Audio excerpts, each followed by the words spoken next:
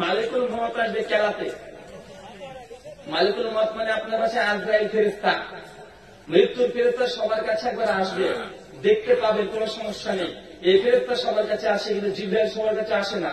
যে আসে অনেক বড় মাপের ব্যক্তি, যে আসে বয়সে নবী রাসূল অথবা আল্লাহর সবচেয়ে সালেহীন নেককার ব্যক্তিদের কাছে জিবরাইল আলাইহিস সালাম কয়েকবার এসেছেন।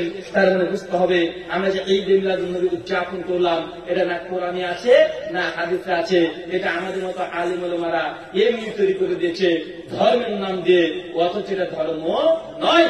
সুনানে আবু দাউদ কিতাবুল জুমা আল্লাহ নবী তিনি বলছেন যে জাহিলিয়াতের যুগে যতগুলো ঈদ ছিল, যত ঈদ ছিল, সমস্ত ঈদের দিনকে আমি বাতিল করে দিলাম, আর তোমাদের কাছে দুটো ঈদের দিন দিলাম। কয়টা কথা বলেন? দুটো। কোন কোন ঈদ? একটা ঈদুল ফিতর আর একটা ঈদুল আজহা।